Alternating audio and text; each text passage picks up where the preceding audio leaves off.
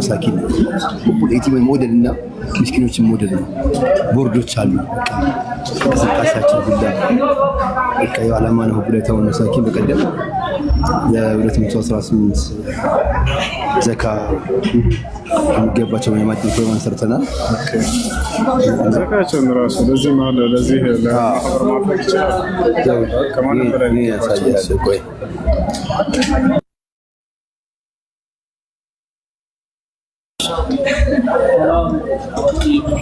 አሁን ላይቭ ሊገባልኝ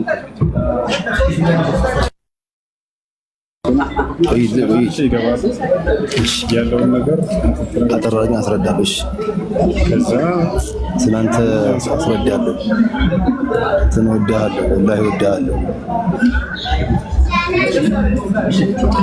ወአለይኩም ሰላም ወረሕመቱላሂ ወበረካቱ። እንዴት ናቸው ያ ጀማዓ? ሰላም ናቸው?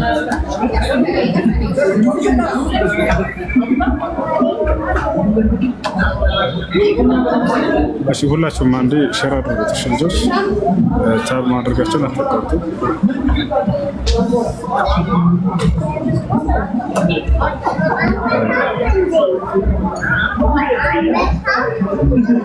ወአለይኩም ሰላም ወረሕመቱላሂ ወበረካቱ።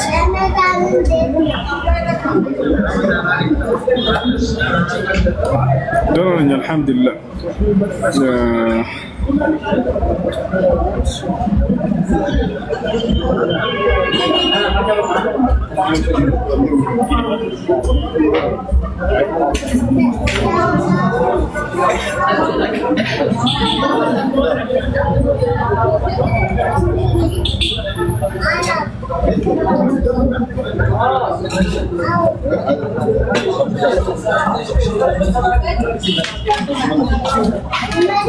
እሺ ልጆች አንዴ ታብ ማድረጋችሁን አታቋርጡ።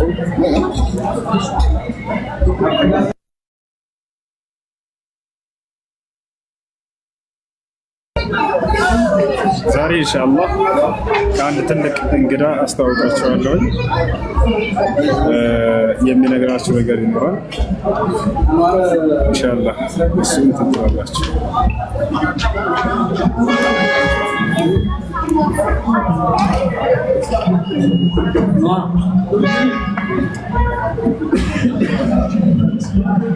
እሺ ሰላም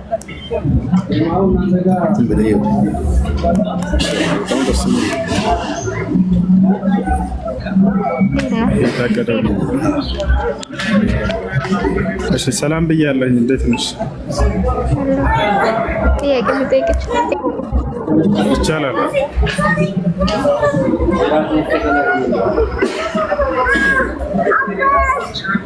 እሺ ጥያቄሽ ምንድን ነው?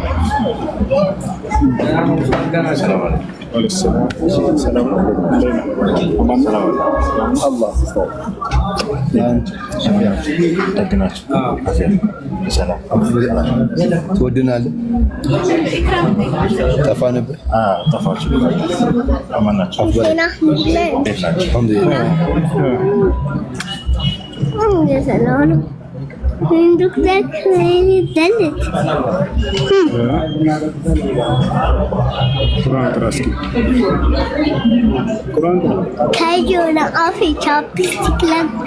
بسم الله الرحمن الرحيم. اقرأ.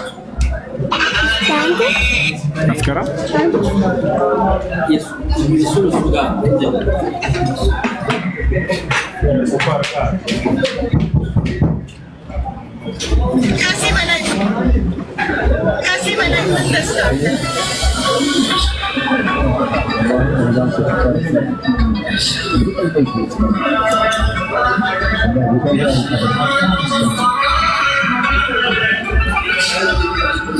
ለምን አስወጣኸኝ? አላስወጣሁሽም ወገናሽ፣ ልኬልሻለሁ ግቢ።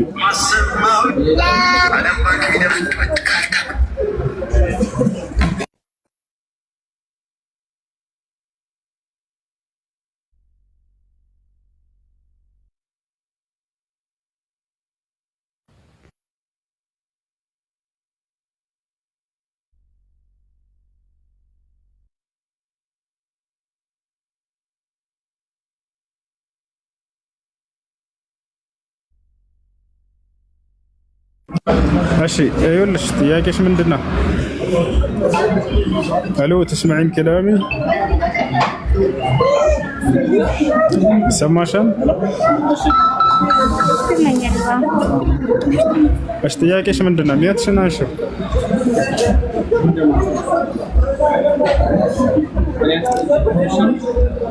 ይኸውልሽ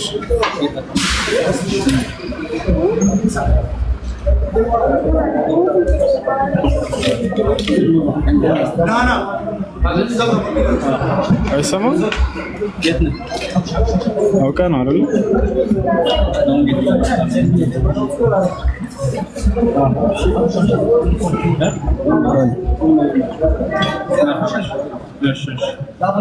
ዋሻ ሀይቢ እንዴላ እሺ አድሚኖች አውርዳት በቃ ያይከለላት። እሺ አንድ ኡስታዛችን የሆነ ነገር ይነግረናል ኢንሻአላህ። ሁላችሁም አንዴ ተከታተሉ ታውቁታላችሁ። ቢስሚላሂር ረህማኒር ረሂም ثم الصلاه والسلام على رسول الله الصادق الامين وعلى اله وصحبه اجمعين። ዛሬ ውድ የምወደው ወንድሜ ጀዛሁላሁ ኸይር ባድ ተራዊህ ተገናኝተን ነው። እኔን ሲያይ የቲሞችን አስታውሳለሁ፣ እወድሃለሁ። ባለፈው ካንተ ጋር ፎቶግራፍ አይቼ ፖስቼው ነበርና የቲሞች አባት ሲሉ ቀናው ሲለኝ እንባዬ ፈሰሰ። ሰዎች በዱንያ ላይ እንደዚህ እንደሚያስቡኝ ሁሉ አኺራም ላይ ከወንድሜ ጋር አብሮ እንዲያገናኘኝ የዘውትር ምኞቴ ነው። እንደሚታወቀው አልአማና ሁቁል አይታም ወል መሳኪን ማህበር አለን፣ ፋውንዴሽን አለን። በዚህ ውስጥ የቲሞችን የአጭር ጊዜ እቅድና የረጅም ጊዜ እቅድ አለን። በአጭር ነው የምናገረው። የአጭር ጊዜ እቅድ ያው የኢድ ልብስ ማልበስ፣ አስቤዛ የረመዳን ማሟላት፣ እናቶቻቸውን የሙያ ስልጠናና ማደራጀት፣ ተለቅ ያሉ ወጣቶች ስራ ይፈቱ ደግሞ መንጃ ፈቃድ እያወጡ ማስተማራት፣ ዕለታዊ ምገባ አስቤዛዎችን የወራዊ ማመቻቸት ነው። ይህንን ስራ ለመስራት አቅደናል። የረጅም ጊዜ ደግሞ እቅድ ደግሞ በአንድ ማዕከል ላይ እንዲኖሩ በማሰብ አንድ ማዕከል ላይ አብረው በሚኖሩበት ሰዓት በደንብ አድርገን ልብሳቸውን፣ ምግባቸውን እንደዚህም የአዳሪም ትልቅ የሆነ ማዕከል በተሰጠን መሬት ላይ መገንባት የሚል ነገር ነው። በዚህ ኸይር ስራ ላይ ለመሳተፍ ዘካችሁን እንደዚሁም ሰደቃችሁን ነይቱልን። ከኛ ጋር ሰደቀቱል ጃሪያ ወቅፍ ለመገንባት ያሰበ ሰው ደግሞ በወንድሜም አማካኝነት በእኔም አማካኝነት እየደወላችሁ ለቢሩል ዋሊደይን ወቅፍ ይሁንልኝ የምትሉት አንዳንድ እህቶች እየነየቱ ስለሆነ እየገባችሁ ብትነይቱ ለአኺራ ይሆናል። አገር ውስጥ የምትገኙ ደግሞ በሁሉም ባንክ 50-60 የሚል መንግስት ፈቅዶልን አቢሲኒያ 50-60፣ ዳሽን 50-60፣ አዋሽ 50-60፣ ኦሮሚያ ብቻ 50-60፣ ንግድ ባንክ 50-60 ካላችሁ አላማና ሁቁል አይታም ብሎ ይወጣላችኋል። አደራችሁን የቲሞችን እንखाድማቸው፣ እናልብሳቸው። በዚህ በተበረከው ረመዳን በእያንዳንዱ ቀን ተንቦላ የሚወጣበት እደላ ቀን ስለሆነ ኸይራቱ እንዳያመልጠን እንሳተፍ ነው የምላችሁ።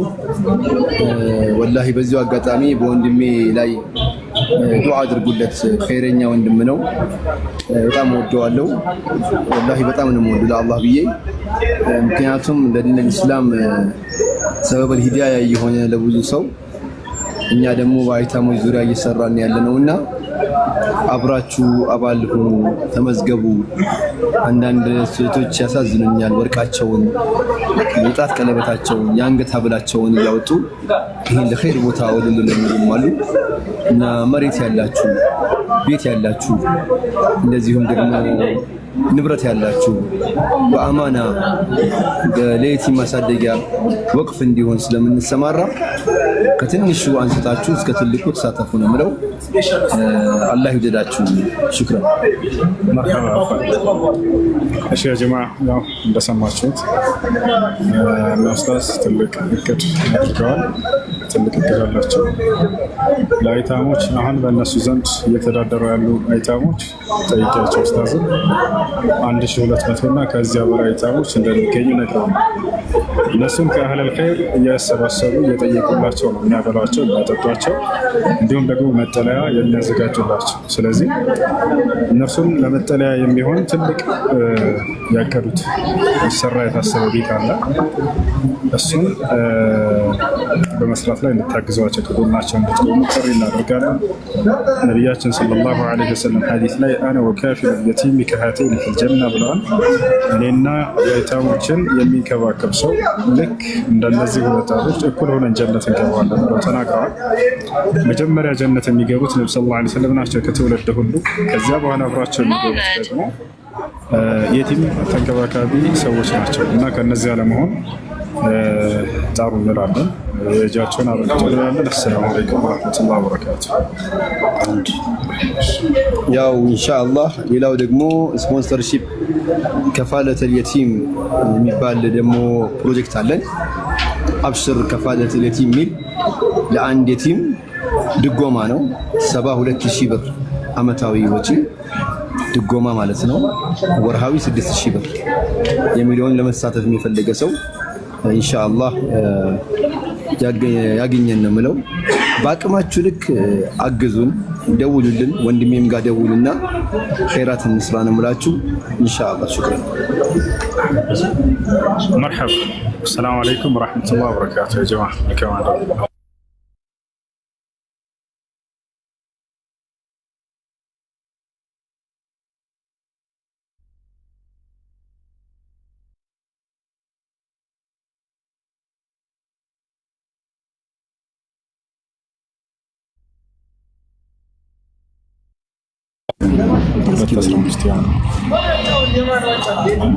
አንድ ወንድ ካልታመመ በስተቀር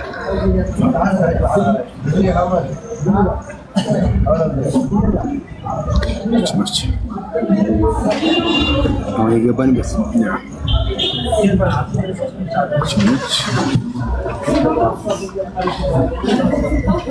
በቃ እሱ ነው። ኔትወርክ እንትን ሲመጣ 1 ሚሊዮን 100 ምናምን ያለው 1 ሚሊዮን አይገርምም? 1 ሚሊዮን 100 ምናምን ተከታታይ ያለው 1 ሚሊዮን 100። እሺ ኡስታዝ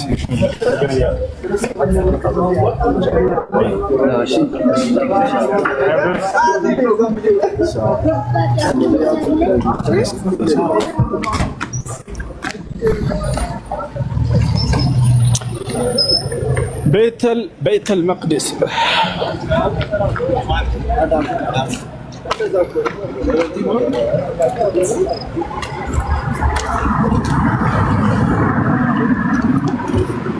بيت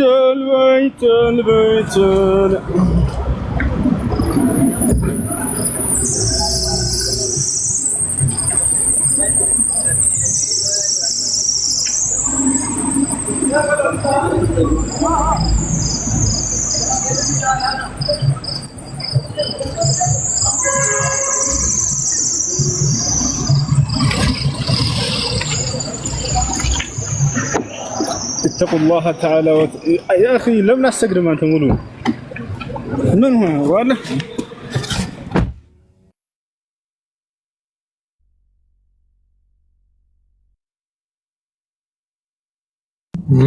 እኔ የምላችሁ ሆነ ሁሱ ብቻ አራት ተንቀሳቀስ። ኧረ አብሮኝ ጥላ ያለ እንዴ ብቻዬንም አይተወኝም ጥላዬ። ለነገሩ አመሽቷል ወላሂ ጥላ ያለው ለካ ባለ ብላ ነው ቀን ላይ ትቶኝ ሄዷል። አያናድም ያው አዲስ ነገር ኢንሻአላህ እንግዲህ ሰማናችሁ ይኖራል።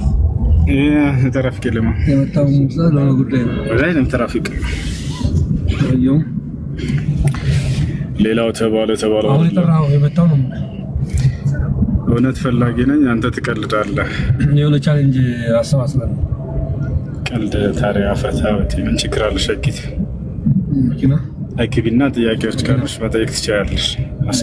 ደጋግመው አስገቡሽ ነው ጠይቂያለሽ። አልጠየቅሽም ነሽ ግቢና ጠይቂ። ያው ተልኮሽ እና እዛ እናድርገው እናናጥሩ ብለው በዚህ ጠይቅ። እሺ ጥያቄሽ ምንድን ነው? ያው በዚህ ዞሮ መጣው እኔ ጥያቄ ስለ እስልምና ጥያቄሽ ምንድን ነው? እሺ ስለ እስልምና እንድትነግረኝ ነው ኢስላም አምላክ በነቢያት በኩል ለሰው ዘር ሁሉ የደነገገው ሃይማኖት ነው። አምላክ አላህን ሲናገር ኢነ ዲነ ዒንደላሂ ልኢስላም፣ ከእኔ ከአምላካችሁ ከአላህ ዘንድ ትክክለኛ ሃይማኖት እስልምና ሃይማኖት ነው ይላል። ሸረዐ ለኩም ሚነ ዲን ማ ወሳ ቢሂ ኑሐን ወለዚ አውሐይና ኢለይከ ወማ ወሰይና ቢሂ ኢብራሂም ወሙሳ ወዒሳ ይላል።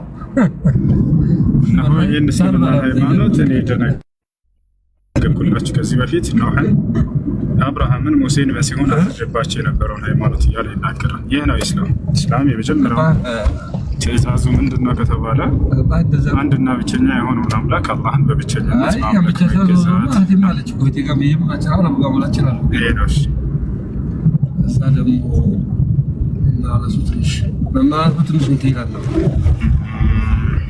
ስራ ሰምናቅሳለ አመኑ እንደ ሀገር ነው። ስለ ነብዩ መሐመድ ልትነግረኝ ትችላለህ? እሺ ነብዩ መሐመድ ራሱ በመጨረሻ ዘመን ላይ ያስነሳቸው ነብይ ትናንትናማ ከዘጠኝ ሰጥቼው ነበር። ራሱ አምራያቱ ሰውዬ አላህም በቁርአን ላይ ሲናገር አልወሰኑም እንጂ ከዘጠኝ እኮ ካነ ሙሐመድን አባ አሐድ ምን ረሱል ወላኪን ረሱሉላህ ወኻተመ ነቢይን። ከስምንት ከሆነ ሙሐመድ የነቢያቶች መጨረሻና መደምደሚያ ናቸው። እርሳቸው ምንድን ናቸው ከተባለ ባጭሩ የመጨረሻ ዘመን ነብይ ናቸው። 7000 ገባው። እሺ ሳሚ ሰላም ሰላም ነው። እሱ አለ አልሐምዱሊላህ። እንዴት ነህ? አሁን ግን ወደ 18 መኪና አለው። ቤት አትገባም እንዴ? አሁን ልገባ ነው። ጥያቄ ካለህ መጠየቅ ትችላለህ። የሚረብሽ ድምፅ አለ፣ ለዛ ነው። ይሰማኛል፣ ችግር የለውም። ከተሰማ ቀጥል።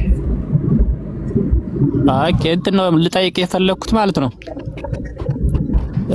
እንትኖች በፊት የአብርሃም ወይም ኢብራሂም እዚህ አሁን መካ ላይ ያለው ሀጅ የሚደረግበት ቦታ አለ አይደለ? እሱን በፊት እንደሚያደርጉ ታሪካዊ ማስረጃ ወይም ከቁርአን ታስረዳኛለህ? ይቻላል። እንግዲህ ያ መካ ላይ የሚገኘው ቤት መስጂድ ነው። አላህ መስጂድ አልሐራም እያለ ይጠራል። እንደ ማንኛውም መስጂድ አንድ መስጂድ ነው። ለመጀመሪያ ጊዜ ምድር ላይ የተሰራው መስጂድ ነቢዩ ሙሐመድ ሰለላሁ ዐለይሂ ወሰለም ሲጠየቁ ማ ሁወ አወሉ መስጂድን ፊል አርድ ያ ረሱለላህ ተባሉ። አንቱ የአላህ መልእክተኛ ሆይ በምድር ላይ የተሰራው የመጀመሪያው መስጂድ የትኛው ነው ሲባሉ አልመስጂድ አልሐራም አሉ። መካ የሚገኘው መስጂድ አልሐራም ነው አሉ። ይሄ ከሐዲስ ማስረጃ ነው። ከቁርአን ደግሞ ማስረጃ በምድር ላይ የመጀመሪያ የተሰራው ቤተ አምልኮ ወይንም መስጂድ መካ እንደሆነ ሲናገር ኢነ አወለ በይትን ውዲዐ ሊናስ ለለዚ ቢበከተ ሙባረከን ወሁደን ሊልዓለሚን ይላል። ለሰዎች ምድር ላይ የተሰራው የመጀመሪያው ቤተ አምልኮ ያ መካ ላይ የሚገኘው ነው ይላል። አያለ ስለዚህ ከሰው ልጆች ታሪክ ጀምሮ ያለ የነበረ የሆነ ቤተ አምልኮ ወይንም መስጂድ ነው ማለት ነው። ብቻ በእንትን አስደግፈ ነበረ። ብቻ አሁን ያለበት ሁኔታ ትንሽ አስቸጋሪ መሰለኝና መቼ ነው ላይ በምትገባል? በሌላ ጊዜ ገብቼ ጠይቃለሁ። ሌላም ጥያቄ አለኝ።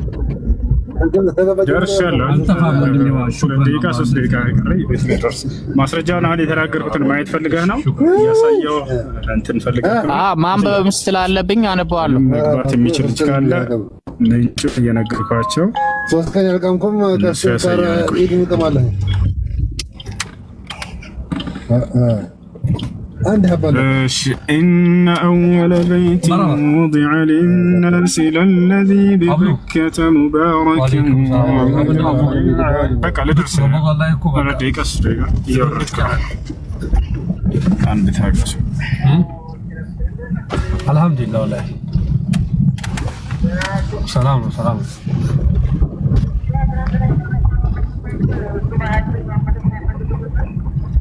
በቃ የሸዋሉን ላርግለታ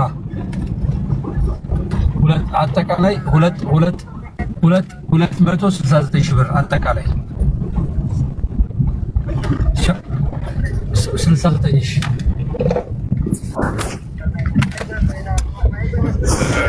በሀያ ነው የሚሄደው። በሀያ ሂድ 15 ቀን ይቆያል እዛ። አዎ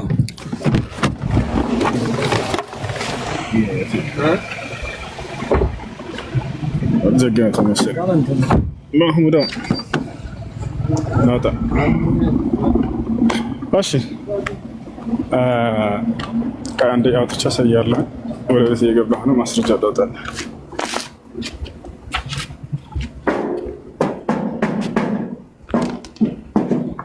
إن أول بيت وضع للناس للذي ببكة مباركا وهدى للعالمين فيه آيات بينات مقام إبراهيم ومن دخله كان آمنا ولله على الناس حج البيت من استطاع يعني ناصر في الزرق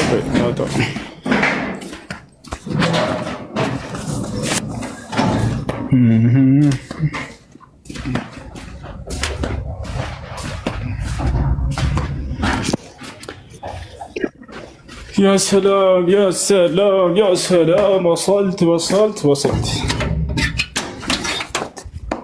እሺ እንግዲህ ልጆች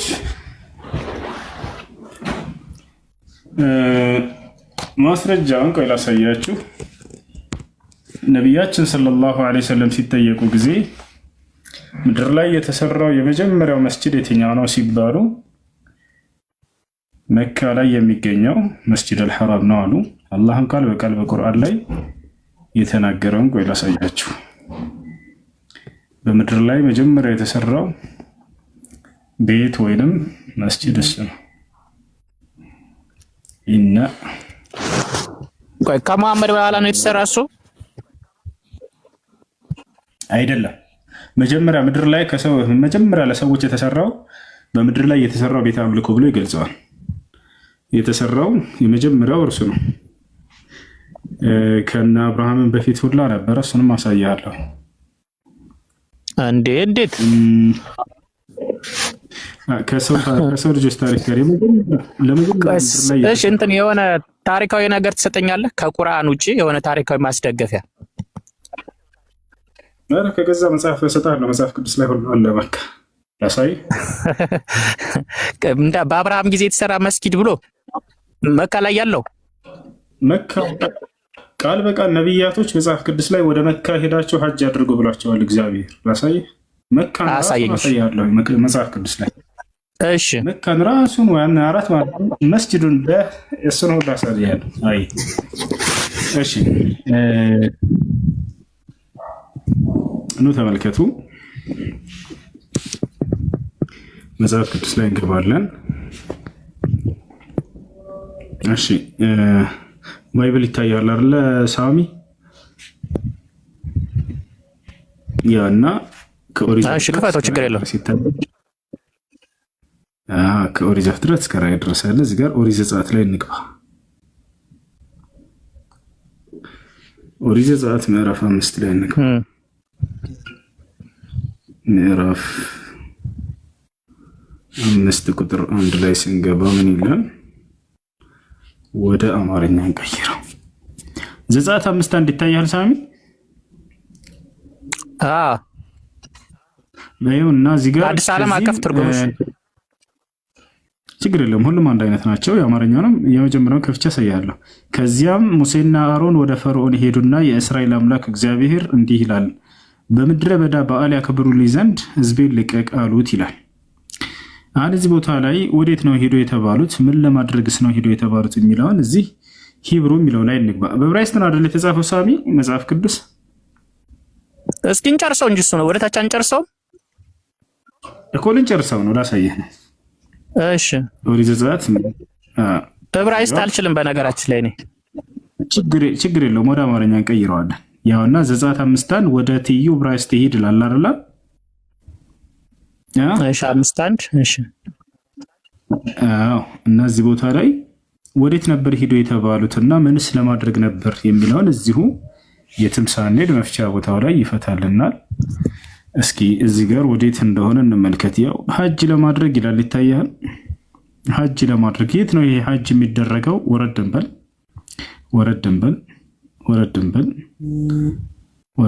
እቺ ምን ትላለች ሳሚ? ማድረግ አረበኛ እስኪ በአረበኛ እቺ ወደ መካ ሐጅ ማድረግ። አይዋ ወደ መካ ነው እንትና አላለኝም በነገራችን። ቆይ ኦሪት እዛ ጋር አሁን ኦሪት ዘጸአት ምዕራፍ 5 ቁጥር 1 ላይ ሕዝቤን ልቀቅ ያለው ፈርዖን ነው አይደለ? እሺ ፈርዖንን ልቀቅልኝ ያለው እነሱ ወደ እስራኤል ነበር እየሄዱ የነበሩት አይደለ? እንትን ነው ለዚያን ጊዜ ብቻ አይደለም። ያማ ነፃ ሊያወጣ ጊዜ ነው። ነፃ ሊያወጣቸው ባለ ጊዜ ነው ሕዝቤን ልቀቅ የተባለው። ነገር ግን በዚያው ጊዜ ሐጅ ለማድረግ ሕዝቦቹን ልቀቅልኝና ስጠኝ እያለው ነበር። ያው ይሄንን ያስቀምጠው ራሱ መጽሐፍ ቅዱስ ነው እና ሐጅ ወደ መካ ሐጅ ለማድረግ ብሎ አስቀምጦታል። እዚህ የቃል በቃል ራሱ መፍቻ ላይ ላሳየህ። የቃሉ መፍቻ ያው ይታያል። የቃሉ አመጣጥ ይላል ሐጅ ማድረግ ተብሎ ነው የተቀመጠ። ሐጅ ማድረግ። ስለዚህ ወደ መካ ሐጅ አድርጉ ዘንድ። አሁን ደግሞ ምን ላሳየህ መሰለህ? ራሱን ካዕባን ላሳየህ። ያንን 4 ማዕዘኑን መካ ላይ ያለው መጽሐፍ ቅዱስ ላይ እስኪ በእርግጥ እንትን አላለኝም። በእርግጥ ሄድ ሌላ ገና ሐጅ የሚያደርጉ ብፁዓን ናቸው የሚል ቃል በቃል አሳይሃለሁ። ሐጅ የሚያደርጉ ብፁዓን ናቸው ይላል። ላሳየስን በግዕዝ ነበር የምታሳየኝ ነው? በአማርኛ ነው እንጂ ወንዳ በዕብራይስጥ ነው። ከዚያ በኋላ ወደ አማርኛ። ግዕዝ ምን አገባው? ወደ ዕብራይስጥ እየወሰድከው ማለት ለትርጉሙ እንዴት እንዳልከው ግራ ገባኝ። ምንም ግራ የሚገባ ነገር የለም። እያሳየሁ ነው ቀጥታ እዚህ ቦታ ላይ። ይሄ ያንተ መጽሐፍ ቅዱስ ነው አይደል? ያው ከኦሪት ዘፍጥረት እስከ ራዕይ ድረስ ያቷል። በዕብራይስጥ ነው መጀመሪያ የተጻፈው። የዕብራይስጡ ላይ ገብተህ ቀጥታ ወደ አማርኛ ቀይርልኝ በለው፣ ራሱ ይቀይርልሃል። እሺ አሁን ደግሞ መካ ላሳየች ነው።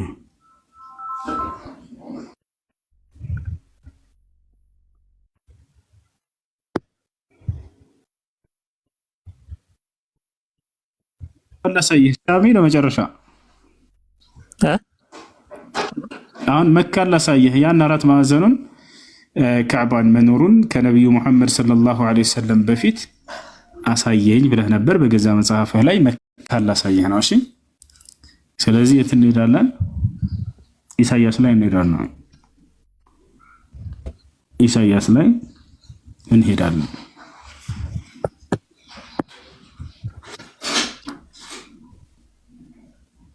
ኢሳይያስ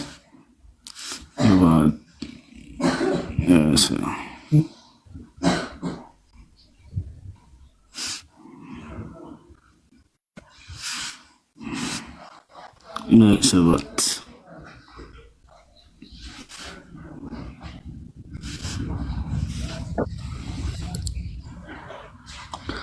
እሺ እዚህ ቦታ ላይ ወደ አማርኛ ልቀይርልህ።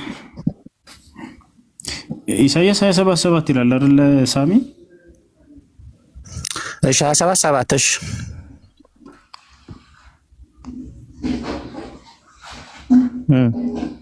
ይሰማ ልጆች? አሁን እዚህ ጋር እንግባ። እሺ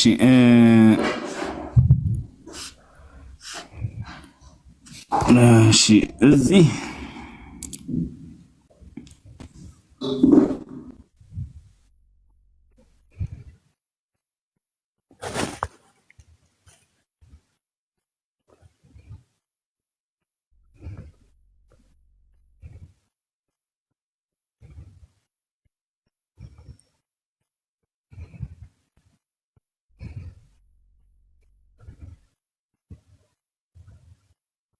ሁሱ ጠፋሳ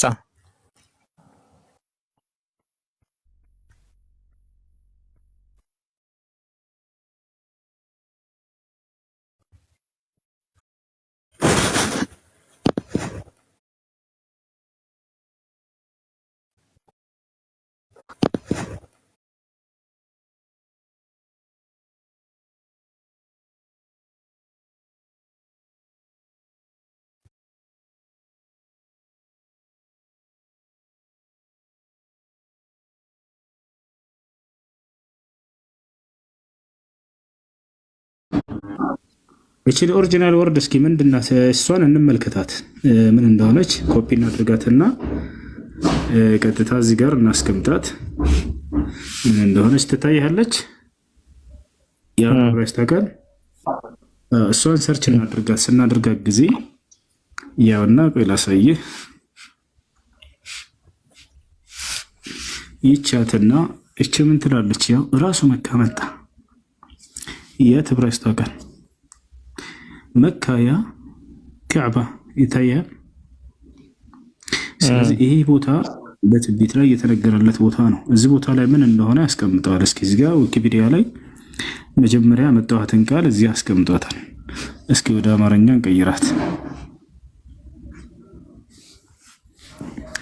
ያቺ ያመጣኋት ዕብራይስጥ ቃል ያው በሳዑዲ አረቢያ ውስጥ ይላል። ያው ቃል እዛው ያን መካን አመጣልህና መካ ምን ይላል እዚህ ቦታ ላይ?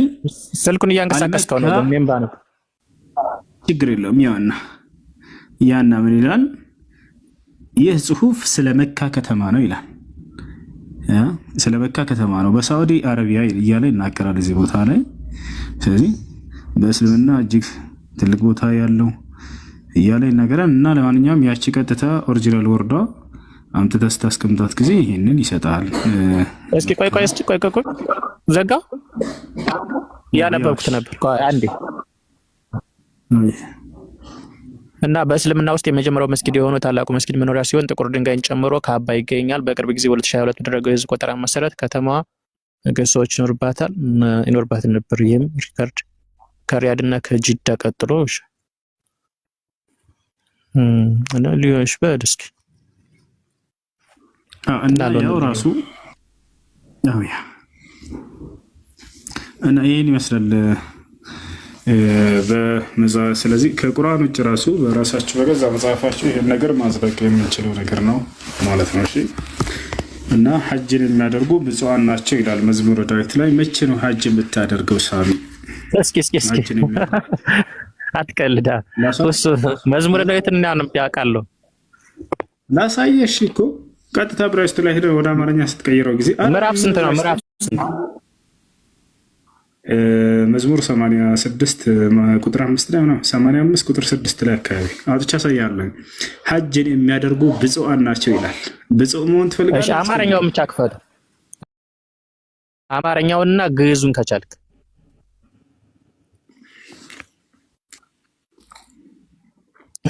እንግሊዘኛው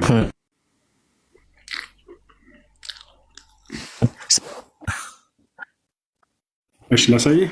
ሐጅን የሚያደርጉ ብፁዓን ናቸው የሚለው ላሳየህ። እሺ እሺ የካሜራውን አዝሮ ያውና መጽሐፍ ቅዱስ ላይ እንገባለን። ስለዚህ የት እንግባ? መዝሙረ ዳዊት ላይ ያውና መዝሙረ ዳዊት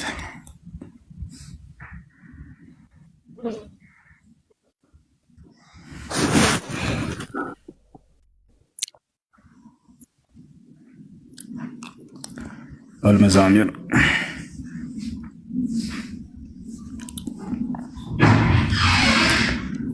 85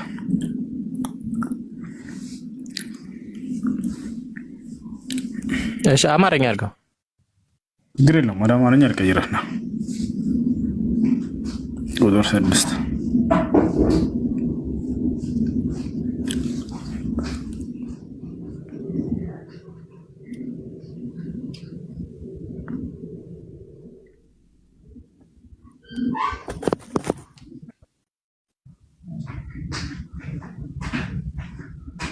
What?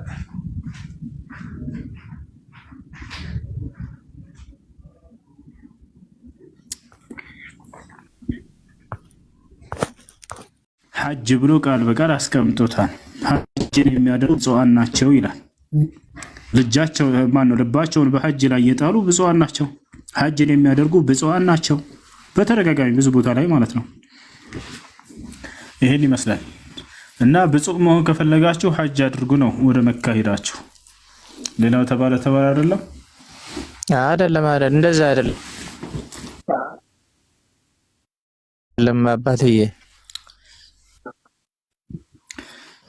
አባትዬ ነው እያሳየ ነው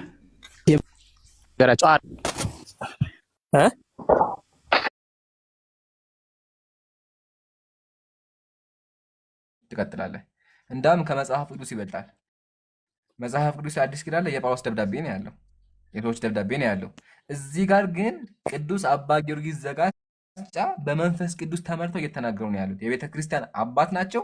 መጽሐፉም የእምነት መከራከሪያ መጽሐፍ ነው። ገድልም አይደለም። እየተናገረ ያለው አምላክህ ነው።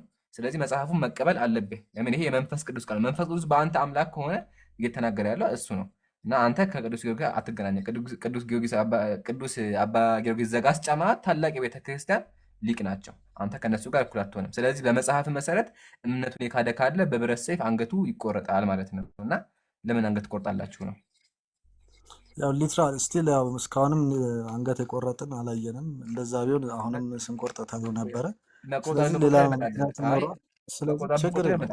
ቆርጣችኋል አለ እስላም እንደነበረ አሳያችኋል። ማስረጃ እስላም ኢትዮጵያ ላይ ይታረድ ነበረ። በጣም ብዙ ሙስሊሞች አርዳችኋል፣ አሳያለሁ። ከሱ በፊት ግን መጽሐፋችሁ ያዛል ወይስ አያዝም? እሱን ዝጋልኝ። ከዛ የታረደበትን ደግሞ አሳያለሁ። የታረደበት ነፍ አለኝ። ሙስሊሞች እየተደረደሩ አንገታቸው የተቆረጠበት አለ። ማስረጃዎች እንከፍታለን። እናንተ መንግስታት ያደረጉት ነገር ሃይማኖትን ይወክላል ብዬ መንግስታት ሳይሆን እግዚአብሔር በኢትዮጵያ ንጉስ አንግሶ ነው ያደረገው። እግዚአብሔር በኢትዮጵያ ንጉስ አንግሶ ነው ያደረገው። እግዚአብሔር ራሱ እኮ መጽሐፍ ቅዱስ ላይ ይላል ወይ ነው? አንተ መጽሐፍ ቅዱስ ኦርቶዶክስ ነህ። መጽሐፍ ቅዱስ ብቻ ላይ የምትቀበለው ብዙ መጽሐፎች እንቀበላለን ወይስ ይሄ መጽሐፍ ልክደው ነው? ይሄ መጽሐፍ ካድከናት አምላክህን ካድከው ማለት ነው። ለምን? እዚህ መጽሐፍ ላይ የምናገረው አምላክ ስለሆነ። ያው እኔ ስለዚህ መጽሐፍ ስለማላቅ አንድምታውን ተረድቼ እንግዲህ እንዴት እንደሆነ መርምሬ ለመምጣት ነው። ግን መጽሐፍ ይላል ወይስ አይልም? መጽሐፍ ይላል ወይስ አይልም? እንዴ ኦብቪየስሊ አንተም ታነባለህ እኔም አነባለሁ የሚለውን ነገር እኮ ቀላል ነው እኮ ማንም ሊያነበው የሚችለው ነገር ነው። ግን በጣም ትርጓሜው ምን እንደሆነ ለምን እንደዛ እንደተባለ ምክንያቱ ስለሌለኝ እዚህ ጋር ልመልስልህ አልችልም። በቃ ይሄን የፈልግ አሁን እንደዚህ ጎበዝ ነው ማለት ነው። አያችሁ፣ በቃ አመነ። ስለዚህ መጽሐፉ ሃይማኖቱን የካደ ካለ እረዱት ይላል። ቼክ አድርገና ግን ዋናው መጽሐፍ አሳይቻለሁ። ዘጋ።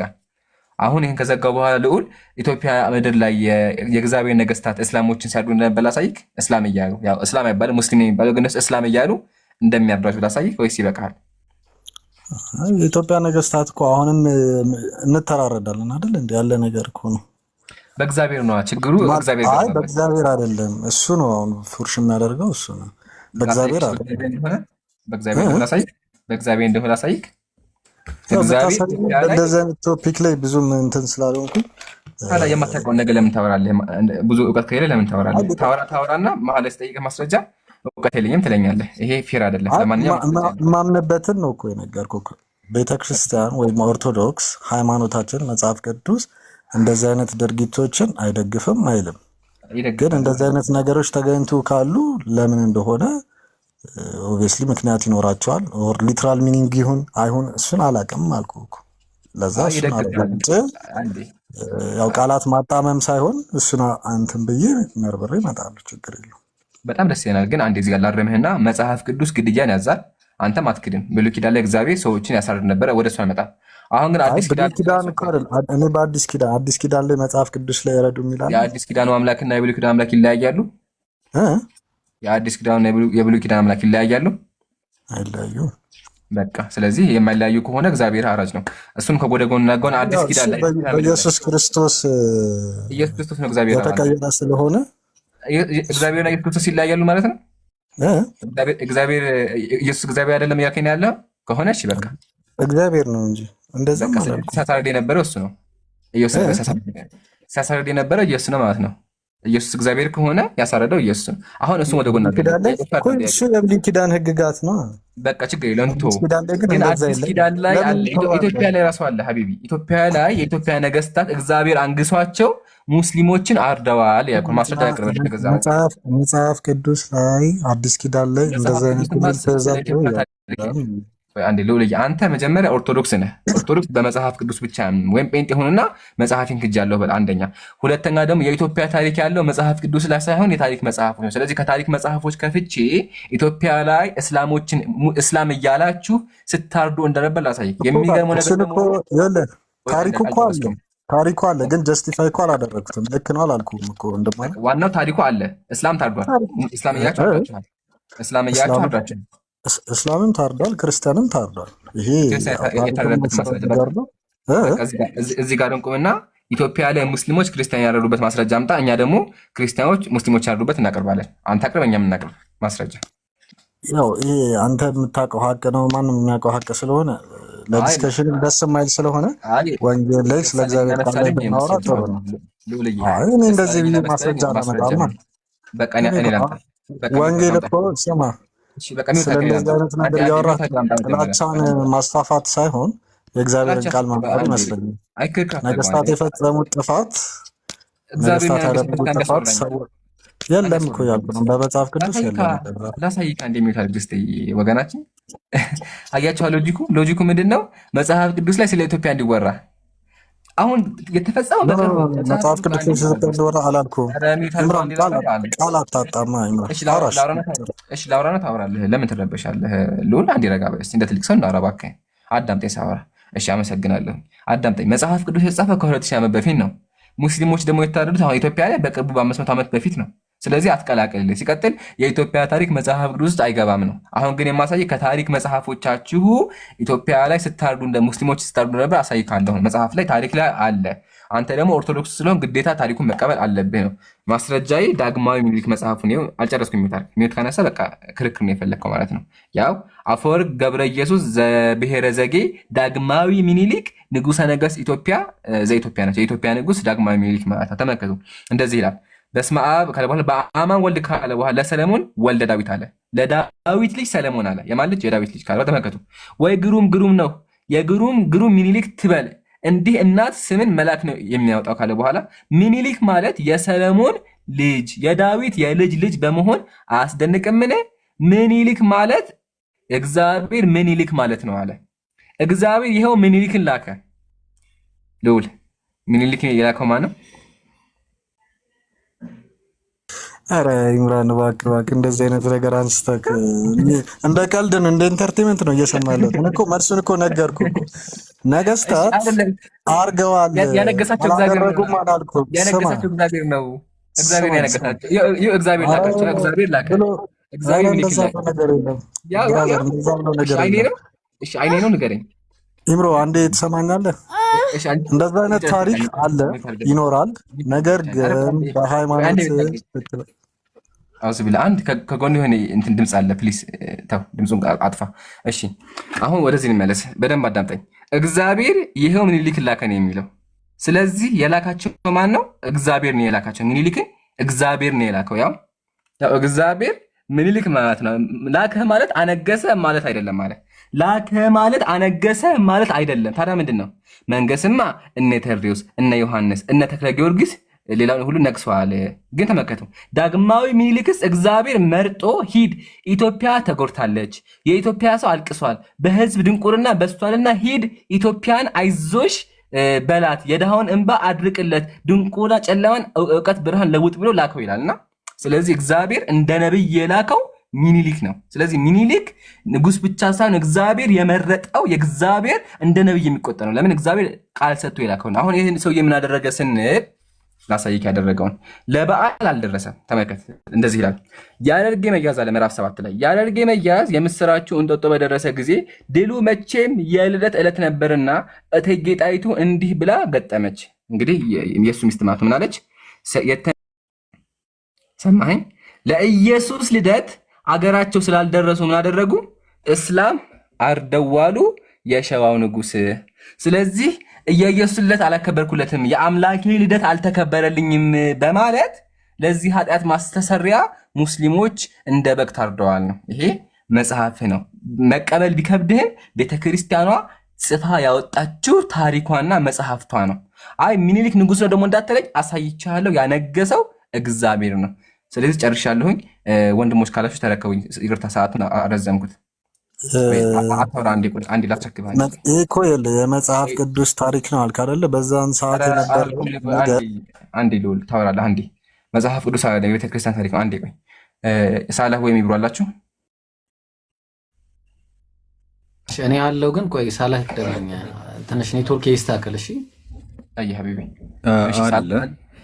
እሺ ወይ እየሰማን ነው። እና ልዑል ኃይሉ ልጁ ያመጣልህ ምን መሰለህ? መጽሐፍ ቅዱስ አይደለም እያልክ ነው። አዎ ከመጽሐፍ ቅዱስ አይደለም። ምክንያቱም እናንተ ኦርቶዶክሶች መጽሐፍ ቅዱስ ብቻ ሳይሆን በቤተ ክርስቲያን መጽሐፍትም ታምናላችሁ፣ በትውፊቷ ታምናላችሁ፣ በአዋልድ መጽሐፍ ታምናላችሁ። እና ይሄ የአባ ጊዮርጊስ ዘጋስጫ መጽሐፍም የቤተ ክርስቲያኗ መጽሐፍ ነው። ቤተ ክርስቲያኗ ራሷ የኔ መጽሐፍ ነው ብላ ያሳተመችው መጽሐፍ እስከሆነ ድረስ የግድ ልትቀበል ይገባል። ስለዚህ በግልጽ እንደተቀመጠው ሃይማኖት ለቀው የሚወጡ ሰዎች ላይ የግድያ ትእዛዝ እንደወጣ፣ ነገር ግን አይተገበርም። ህዝበ ክርስቲያኑ መጽሐፍቱን አይተገብርም። ተንተርሶ ከመተኛት ውጭ ያን ያህል ጥቅም ላይ ስለማያውለው ዛሬ ብዙዎች ይህንን ነገር አያውቁም። አንተም እንግዲህ ዛሬ የሰማኸውና ጀዛከላሁ ኸይር ኢምራን፣ እጅግ በጣም ደስ የሚል አዲስ እና ግዙፍ ማስረጃ ነው። እንቀጥላለን። እንግዲህ አይተገበርም ስላችሁ ኖት ዳይሬክትሊ ኢንዳይሬክትሊ ይተገብሩታል። መጽሐፉን ኮት አድርገው ሳይሆን እንዲሁ ኮት ሳያደርጉ እየተገበሩ ስለሆነ ነው። ለማንኛውም ቀጣይ ክርስቲያን እናስገባለን። ምናልባት ልውል ጥያቄ ካለ መቀጠል ትችላለሽ። ደብል ስታንዳርድም ስለሆነ እያደረግን የምንመልሰው ቀጥል። ጥያቄ ካለ አሁን ይሄ መጽሐፍ የምን ታሪክ ነው ያልከኝ? የቤተክርስቲያን ታሪክ ሁለት መጽሐፍ ነው የጠቀሰልህ። አንደኛው መጽሐፈ ምስጢር ስለ ንጉሱ የንጉሱ የሚኒሊክ ያኛውንም አሳየው ኢምራን። ምንድን ነው ታሪክ ነው ወይንስ መለኮት ነው?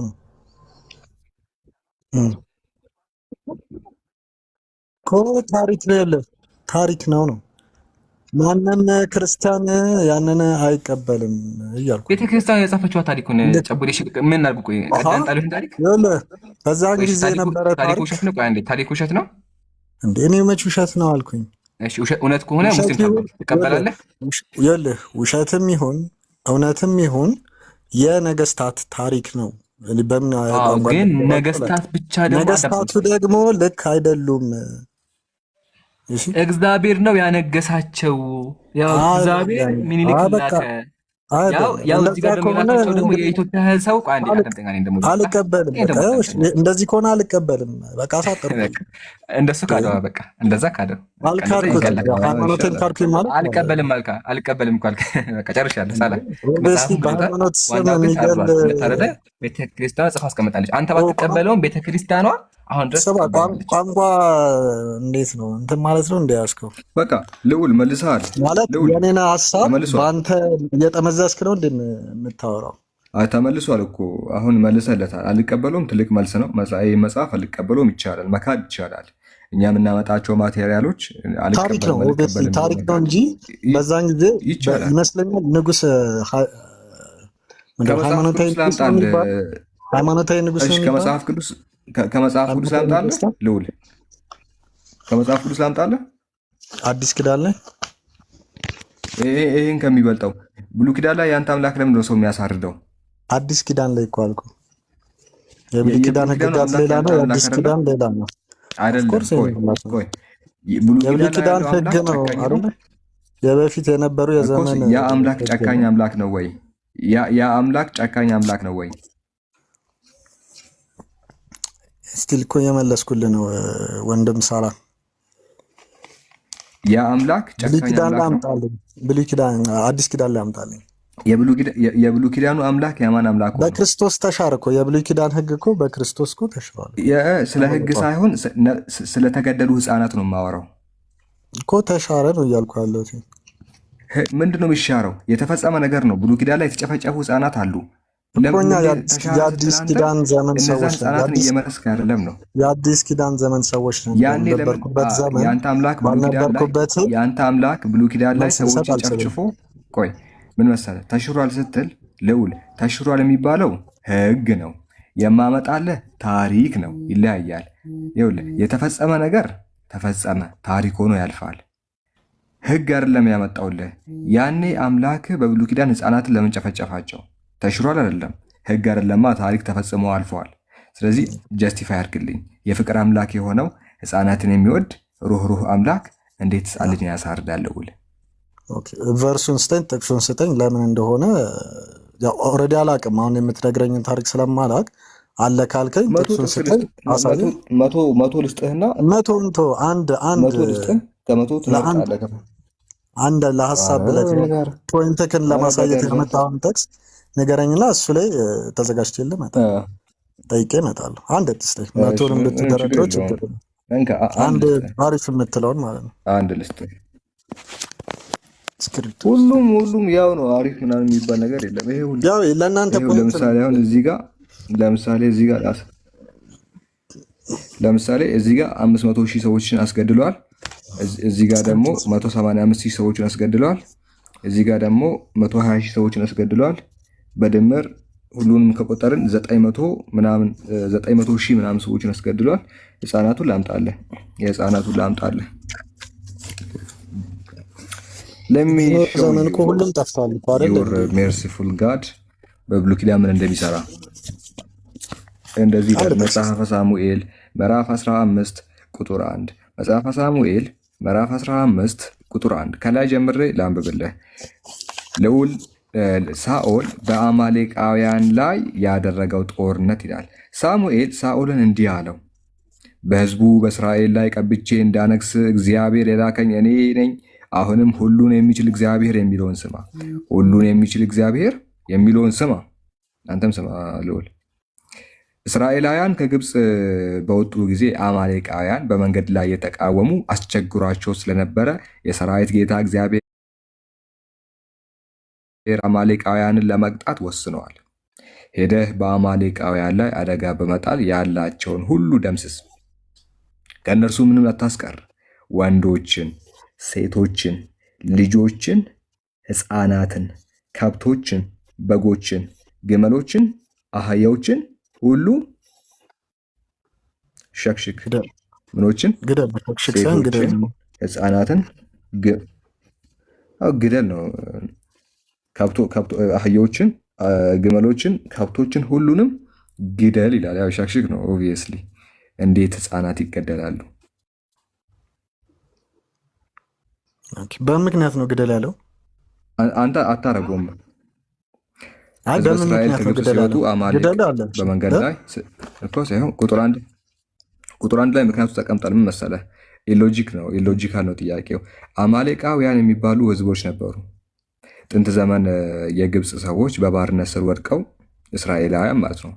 ከዛ እግዚአብሔር ነፃ አወጣቸው፣ ከግብፅ አወጣቸው። ከግብፅ በሚወጡበት ጊዜ አማሌቃውያን እነዛ ከግብፅ ያመለጡ ሰዎችን መንገድ ላይ እየቆሙ አስቸገሯቸው። አማሌቃውያን ማንን? ግብፃውያንን። መቼ? ከግብፅ ሲወጡ።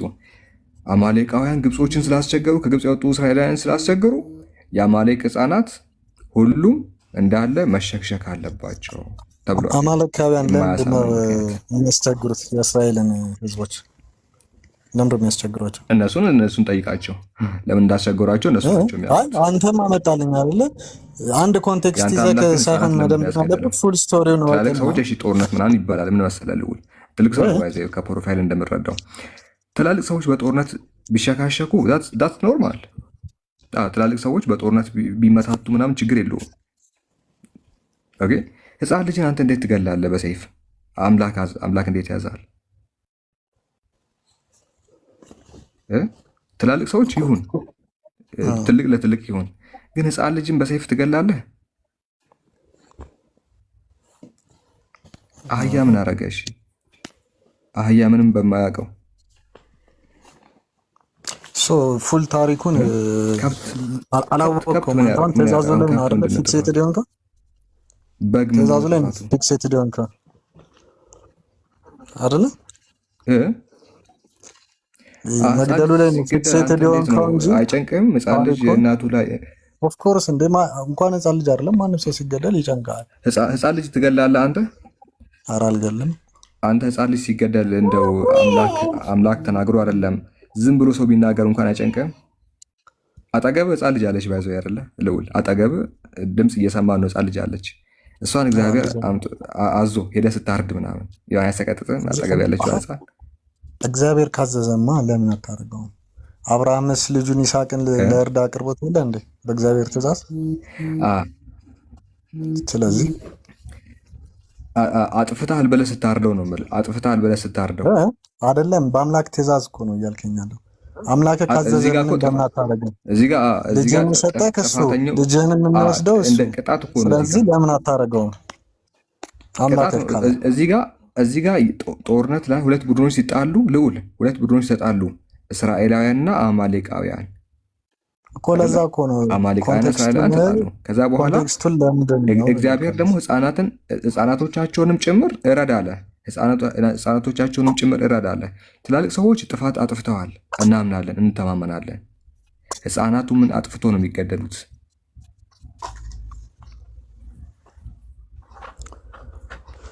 እኮ ኮንቴክስቱ ምንድን ነው? ህፃን ልጅ ምን ያውቅ? ነገርኩ እኮ አማሌቃውያን ግብጾችን ምንድነው እስራኤላውያን ከግብጽ ሲወጡ ተቃወሙ። ጥቅሱን ይዤዋለሁ ምዕራፍ 15 ቁጥር 1 አይደለ? ለምን እንደሆነ ምዕራፍ 15 ቁጥር 1 ህፃን ልጅ ምን አጥፍቶ ይገደላል? አዲስ ኪዳን ላይ ምን ያውቅና ይታረዳል? ከብት አዲስ ኪዳን ላይ ይሄ አንተ አምላክ ነው አይደለም? እግዚአብሔር በብሉይ ኪዳን ቆይ አንድ ጊዜ እዚህ ጋር እግዚአብሔር ይላል አይደለም? የኔ አምላክ ነው መች ካድኩኝ? አንድ ጊዜ ልውል ኢየሱስ ነው አይደለም? ይሄ ኢየሱስ ነው አይደለም? ይሄ ለአንተ አምላክ ነው እግዚአብሔር ነው ኢየሱስ ክርስቶስ ያንተ ኢየሱስ ነው አይደለም? አንድ ጊዜ ግልጽ ይሄ አሁን ኢየሱስ ነው አይደለም?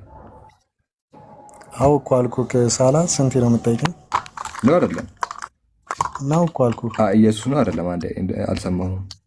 ኢየሱስ ነው ነው አንቆራረጣ ኢየሱስ ነው። መቼ? በሳሙኤል ዘመን በሳኦል ዘመን በቃ ኢየሱስ ነው። ኢየሱስ ያኔ ሕፃን ልጅን አሳርዶ ነበረ ነው። የግድ በአዲስ ኪዳን ላይ ሰው ሊያሳርድ አይችልም። ምክንያቱም ለራሱም ስደተኛ ነበረ። በብሉይ ኪዳን ላይ ግን ሰራዊት አምጥቶ ሲያሳርድ ነበረ። ዳሲት አንድ ሰው መሆኑ ነው ለእኔ ትልቁ አርጊመንታችን። የምሩ ኔትወርክ ይዞኛል።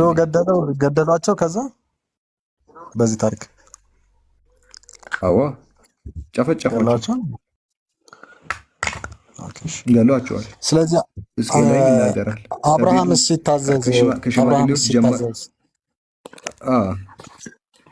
ሲታዘዝ ጦርነት ምን መሰለ፣ በጦርነት ሕፃን ልጅን ሂድና አስጨፍጭፍ ማለትና ለፈተና ማቅረቡ ምንም የሚላይ ነገር ነው። ልዑል የማይገናኝ ነገር አታገናኝ። ምን መሰለ፣ እዚህ ጋር ጥፋት አጥፍታችኋል ተብሎ ነው ህፃናቶቹ ሲታረዱ የነበረው። ለፈተና ግን አምላክ እንዲያርግ ማለት ይችላል፣ አለማድረግንም ጭምር ስለሚያውቅ።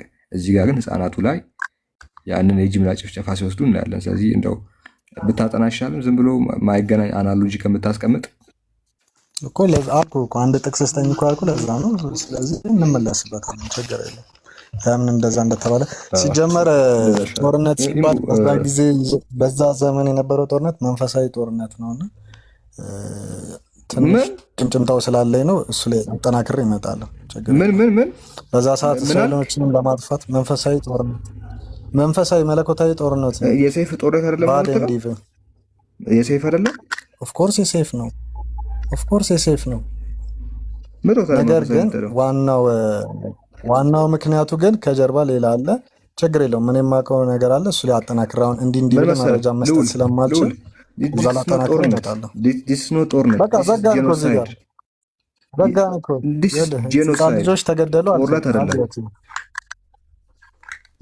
አይደለም። ጦርነት የሚባለው ሁለት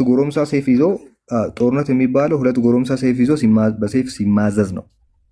ጦርነት ሰዶምና ገሞራ እግዚአብሔር በእሳት ሲያጠፋቸው ልጆች አልነበሩ? ይሄኛው ምን መሰለ ጦርነት የሚባለው ሁለታችንም እናውቃለን።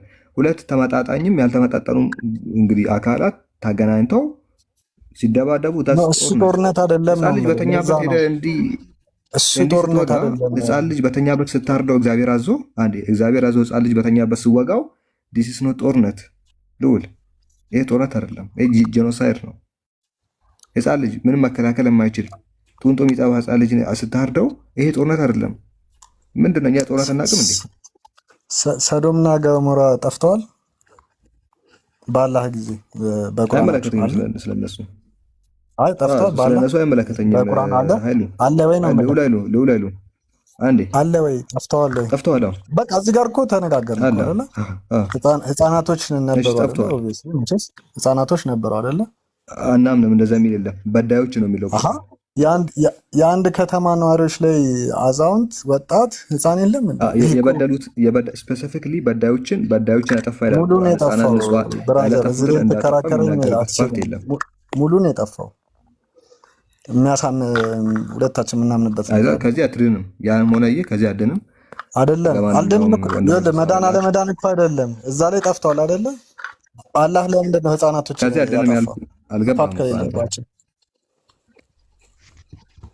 እኛ በዳዮች አጠፋ ነው የሚለው ቁርአን። በዳዮች ስፔሲፊክሊ የበደሉትን አጠፋ ነው የሚለው። ግን ሙሉ ከተማዋ ነው አይደለ? ዋይፕ አውት ሆነችው ነው አይደለ? በቃ ይቅርብ አይደለም ወይስ የተረፉ ሰዎች አሉ? እሺ ከበዳዮች የተረፉ ሰዎች አሉ። እኛ ስፔሲፊክሊ በዳዮችን አጠፋ አጠፋ የበደሉትን አጠፋ ነው የሚለው። በዳዮችን አጠፋ ማለት ያልበደሉት አሉ ማለት ነው። ነገር ግን ያልበደሉት አሉ ያልበደሉት አሉ። ያልበደሉት ምን መሰለህ፣ ህፃናት ሲጀመር እዚህ ድርጊት ላይ አይሳተፉም አይደለ? ልውል እኮ ሰዶምና ገሞራ ካልጠፉ የት አሉ ታዲያ? አሁን እሺ አሁን ባለው ማፕ ልታሳየን ትችላለህ? የዛ ዘመን ህዝቦች ተብሎ እንትን የሚሉት ዝም አልክ። ኦብቪስሊ ቶታሊ እንደጠፉ ነው የሚታወቀው አይደለ? ኔትወርክ ነው ምንድን ነው? ኔትወርክ ይሆናል። እኔ እያወራሁ ነው አይሰማም? ዝም አልክ መሀል ላይ። አይ እኔ እያወራሁ ነው። ኔትወርክ ይሆናል። እኛ ምናምን ነው አንደኛ የማይገናኝ እኮ ሰዶምና ገሞራ የሚባለው አንደኛ የማይገናኝ አለ ወይ? አሁን አለ። ይሄ የማይገናኝ ርዕስ ነው ልውል። ካልተዘጋጀህበት እኮ ተዘጋጅቼ እመጣለሁ አንድ ነገር ነው እኮ። እሺ አንተ ደግሞ እዚህ ላይ መልስ። ተዘጋጅቼ እመጣለሁ አንድ ነገር ነው እዚህ ላይ መልስልኝ። እሺ አንተ ልውል ርዕስ አላስቀይርህም።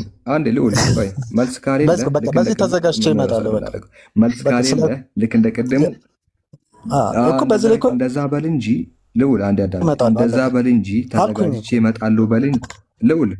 አዳምጠኝ አንድ ጊዜ አዳምጠኝ። እኛ ምናምነው ጌታ አምላካችን የበደሉትን በዳዮችን ድርጊት ፈጻሚዎችን አጠፋን ያለው ንጹሐንን እንዳጠፋ የሚናገርበት የቁርአን ክፍል ስላሌለ እሱም መለስኩልህ። በዳዮችን ድርጊት ፈጻሚዎችን አጠፋ ናቸው ይላል። የበደሉትን ስለዚህ የበደሉት ጠፍተዋል። አንድ እሱ ነው። በነገራችን ላይ ኢቭን ዶ ነው እንኳን ብዬ ብሄድ ነው ኢንቴንሽናሊ ሄዶ ኢንቴንሽናሊ ምን መሰለህ ኢቭን በመቅሰፍት መጥፋትና ኢንቴንሽናሊ ሄዶ ማሳረድ አንድ አይደለም። ምንም ገዛ ራሱ ቢባል ማለት ነው የሁለተኛው መንገድ ነው። ኢቭን ዶ እንደዛ ነው ብዬ ራሱ ቢሄድልህ ሄዶ ህፃን ልጅን እረድ ማለትና በመቅሰፍት መጥፋት ሁለት የማይገናኙ ነገራቶች ናቸው። ምክንያቱም የአንተ መጽሐፍ ላይ ተመሳሳይ ነገር አለን ያላነሳሁትም እሱን ሁለቱም ያው የፈጣሪ ትእዛዞች ናቸው። ለማንኛውም አይደለ ሂድና ህፃን ልጅ በተኛበት ማሳረድ ከአምላክ የሚጠበቅ አይደለም። ያም ሆነ ይህ ሰይጣን መጽሐፍ ቅዱስ ላይ እንደዚህ ያላደረገም ታውቃለህ። መጽሐፍ ቅዱስ ላይ ሰይጣን ችግር የለውም ተግባብተናል። ያው የኔንም ልመልስልኝ ስላልቻልክ አጥናና ና በሚቀጥለው ምን እናደርጋለን መሰለህ? ንጹሐንን ካላጠፋ በሚቀጥለው ምን እናደርጋለን መሰለህ? ልውል አንድ ጊዜ አዳምጠኝ ቆይ። በሚቀጥለው ምን እናደርጋለን መሰለህ? ሰይጣን መጽሐፍ ቅዱስ ላይ የህፃን ልጅን የገደለበትን ቦታ ታመጣልኛለህ። ምን ማለት ነው? እሺ ምን ማለት ነው? መጽሐፍ ቅዱስ ላይ ህፃን ልጅን የሚገለው እግዚአብሔር ነው ህፃን ልጅ የሚገለው። ሰይጣን ራሱ እንደዚህ አይነት ስራ አይሰራም አንድም ቦታ። ስለዚህ ከሰይጣን የሚብስ ስራ የሚሰራው ያንተ አምላክ ነው። ተዘጋጅ። እንደዛ ችግር የለውም። እሱ ላይ እናወራለን። አንተም ግን የዛን አልመለስክልኝም። ተዘጋጅተህ እሱን ተው። መቼስ በስሪንጅ ያልሰጠ ልዑል አሉ መልሼ እልሃለሁ። ኤግዚስት አደርጋለሁ። እናመሰግናለን። አንድ ጊዜ በቃ ልዑል አልመለስክልኝም። ሌላ ቶፒክ ላይ ማውራት እንችላለን። እናመሰግናለን።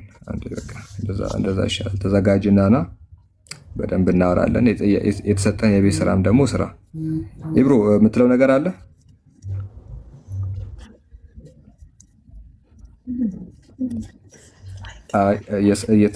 እስቲ አሁን የእሱ ይሰማል? አንድ ጊዜ የኢብሮ ይሰማችኋል? ይሰማል። አዎ። አይ እኔ አሁን ሚውት ነው ያለው ያወራው ግን ሚውት ነው ያለው። ትሰማለህ? ታች ካልተሰማው እኔ ለቁምና ሌላ ትሰማለህ? አይ ትሰማለህ? እሺ ነው ኸይር። እሺ። አይ እዚህ ጋር ማለት የተፈለገው አንድ ነገር እዛ ላይ ማለት ብችል ደስ ይለኝ ነበርና ሉሌ የተዘጋ ፖይንት ነው። በእርግጥ ግቶ በቃ ሉልን ተወው፣ እንደውም ሉልን ተወውና ሌላ ጥያቄ እዩ ላይ እንቀጥል። ምን ትላላችሁ? አይደለ እዩ ነው አይደል ያለው እዚህ አጠገባችሁ? እዩ ሰላም እዩ ነው እዩ። እሺ እዩ አለ ከታች ያለው ልጅ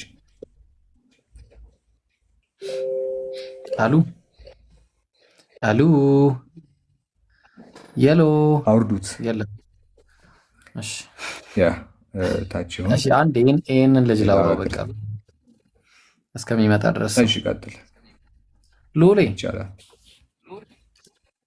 ብሮ አምላክ ለምሳሌ ዝናብ ይጥላል አይደለ? ዝናብን የሚያወርደው አምላክ ነው።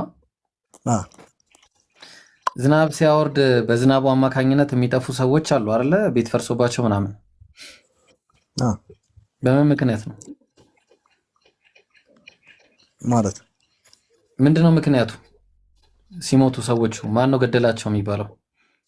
አምላክ ገደላቸው ነው ወይስ ጊዜያቸው ደርሰው ሞቱ ነው የሚባለው? እኔ እንጃ። ምንድን ነው የሚባለው? ንገረኝ አንተ። ኦኬ አታውቅም። በቃ ተምረና ያለ ለዛ ነው ማለት ነው። በቃ ሌላ ሰው አስገባ። ሳላ አንተ ንገረኛ መልሱ ካለ። በቃ አይ አላወቅከውማ፣ ለዛ ነው። እሺ መልሽ። አንተን መልሼ ጠየቅኩ። በቃ ተምረና በቃ ተምረና ያለ ለዛ አስተምረኛ። አንተ ያንተን አናሎጂ አስተምረኝ። ኖ አይ ምን መሰለ አላቅም በልና በቃ ጥሩ ነው።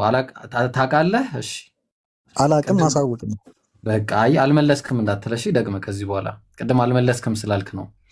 ስለዚህ ተመልሶልህ ነበር መልሱ። አንተ ስለማታቅ አሁን ይነገርሃል ማለት ነው ሉሌ። እሺ እንደዛ ነው። ስለዚህ ምንድነው መሰለ መልሱ አሁን በሰጠኝ ኤግዛምፕል ማለት ነው። እሱን አስረዳኝ። አዎ እኮ ላስረዳህ እኮ ነው። አዎ ምን መሰለ አምላክ ዝናብን ያወርዳል። ዝናብን ሲያወርድ ደግሞ በዝናቡ አማካኝነት ቤቱን ሸርሽሮት፣ ተግባባን? ቤቱን የሸረሸረውና ዝናቡ በጎርፍ አማካኝነት ቤቱ ፈርሶ ይሞታሉ ሰዎች። ግልጽ ነው።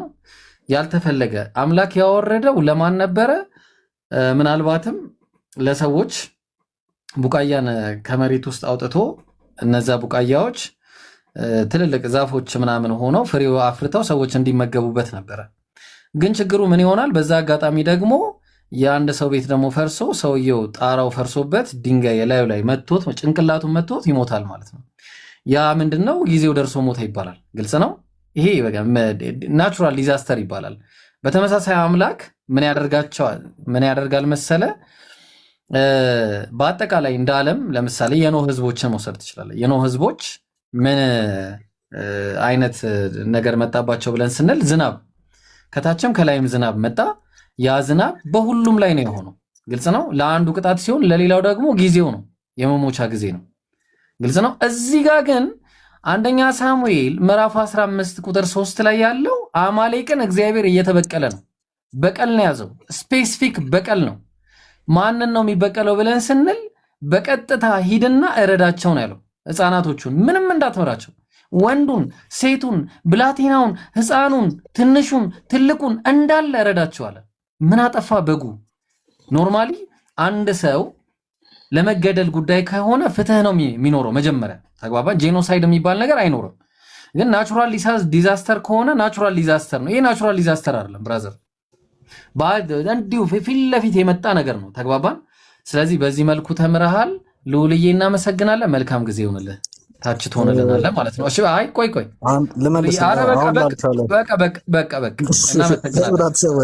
እናመሰግናለን። በቃ አሁን ታች ትሆናለህ። እሺ ወዳጃችን ታች አድርጉትና ይማር ተምሮ ይምጣ። አሁን አስተምረነዋል። ሌላ ክርስቲያን ደግሞ ይግባ ኢንሻአላህ። እንደዚህ ነው የምናደርገው። ኦኬ ኢንሻአላህ። ተቋርጫለሁ መሰለኝ አለው ይምሩ ወይ ሳላ ኦኬ። እኔ የሚታየኝ ሰው የለም እና እኔ ቤቱን ብጥብጥ ነው ማድረገው። በዚህ አጋጣሚ ግን የአቡኪን እንትን ማስታወቂያ በሰሩ አንድ ሰው እስከሚገባ እኔ ምንም ማድረግ ስለማልችል ማስታወቂያ በሰሩ ጥሩ ነው። የአቡኪን መጽሐፍ በአጋጣሚ ሰው አስገቡ። ወላሂ እስታክ ሆኖብኛል እኔ ጋር። ቀጥሎ እሺ አጀማ።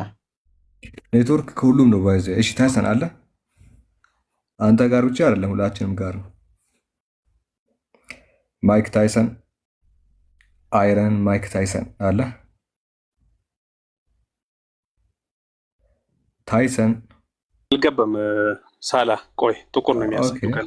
ጥቁር ነው እኔ ጋር ገብቶ ነው የሚታየው። እሺ ሌላ ሰው አስገባልን እንደዛ ከሆነ።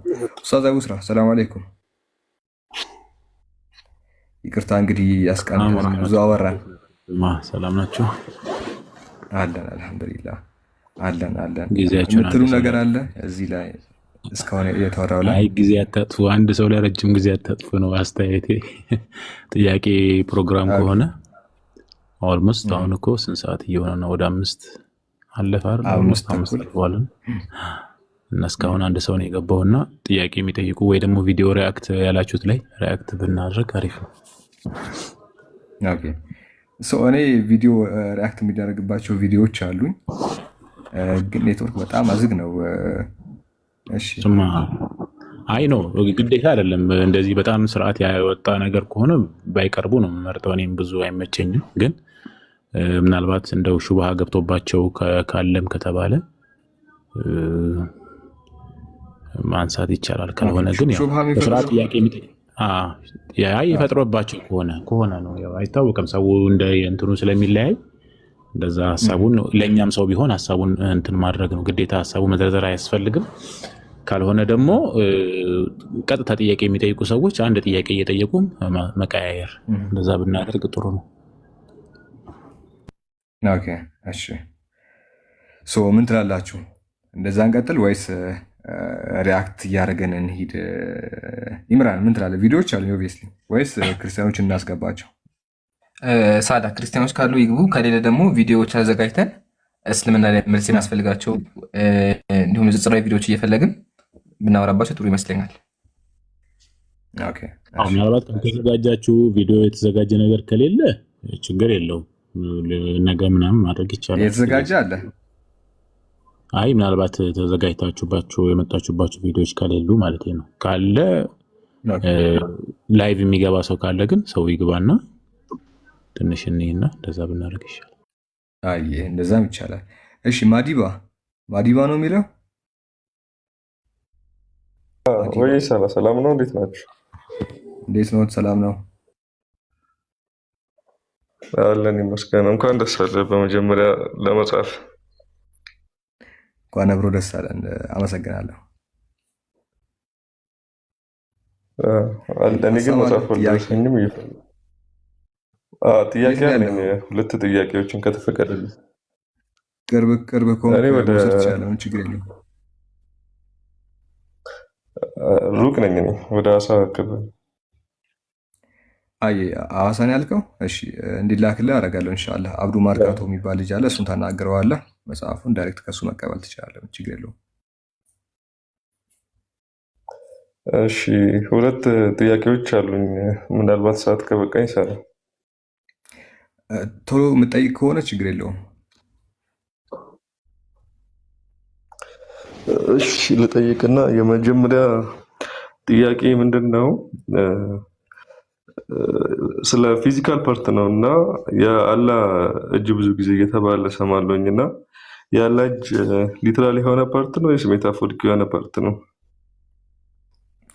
ኦኬ ይህን ጥያቄ ራሴ ልመልስና ወንድሞች ሀሳብ ትሰጡበታላችሁ። እኛ ሙስሊሞች አላህ እጅ አለው ብለን እናምናለን። በመጀመሪያ ፊዚካል በሚለው ቃል አንገልጸውም። ፊዚካል ቦዲ ምናምን በሚሉ ቃላት አንገልጸውም። አላህ እጅ አለኝ ብለዋል እና እጅ አለው ሲል እኛ ሙስሊሞች አህለ ሱና ወልጀማዓ ስፔሲፊክሊ ስንቀበል ያለ አንዳች ተሽቢህ ነው። ተሽቢህ ሳናረግ እንዲሁ ደግሞ ታጢል ሳናረግ ሳናመሳስል ይህን ይመስላል ያን ይመስላል ምናምን ሳንል ትርጉም ሳንሰጠው ሲባል እንደዛ ነው እንደዚህ ነው እንደዛ ነው ሳንል እሱ በነገረን አለው እንላለን። ከፍጡራን ጋር እናመሳሰልም አናቀራረብም። ያ ነው ሳንል እንቀበላለን። ሜታፎሪካል ነው አንልም። እሱ አለኝ ካለ እሱ አለኝ ብለዋል ብለን እንቀበላለን። መለኮታዊ የሆነ እጅ አለው ከፍጥረታቱ ጋር የማይመሳሰል የማይቀራረብ። በዛ መንገድ አዎ አላህ እጅ አለው ነው። እጅ ሲል ይሄ ማለቱ ነው፣ ኃይል ማለቱ ነው፣ ጉልበት ማለት ነው ምናምን ብለን ደግሞ ትርጉም አንሰጠውም። እሺ ቀጥል ሀሳብህ።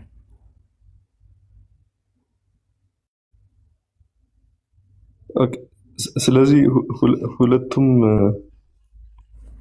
ሜታፎሪካልም አይደለም ማለት ነው። አሁን ለምሳሌ ለምን ጥያቄ እንዳንሰው ታውቃለህ? አሁን ሳላና ለምሳሌ አቡበከር ወይ ኢምራን በዚህ ፓርት ላይ ትግባባላችሁ? የሆነ ሊያያችሁ ነገር የለም? ምንም የለም። ሁላችንም አህለ ሱና ወልጀማዓ የሰለፎችን አረዳድ እንቀበላለን። ወጣ ያለ አስተምሮ ያለው ሰው አንድም የለም። ቢኖር ማይካቸውን ያነሱ ነበረ በእርግጠኝነት። ተመሳሳይ የሆነ ትምህርት ሁላችንም እናምናለን። አላህ እጆች አሉኝ ብለዋል፣ አለህ እንለዋለን። አለኝ ካለ ከየት ነው ያመጣው አንለውም። አለኝ አለው። ነገር ግን እንደዚህ ማለት ፈልገህ ነው ብለን እሱ ያላለውን ነገር አንልም። ስለዚህ አናቀራረብም፣ አናመሳሰልም፣ ትርጉም አልባም አናረግም። እሱ አለኝ ካለ አለህ ብለነው እንቀጥላለን። እንደዚህ አይነት ነው እንደዚህ አይነት ነው ሳንል።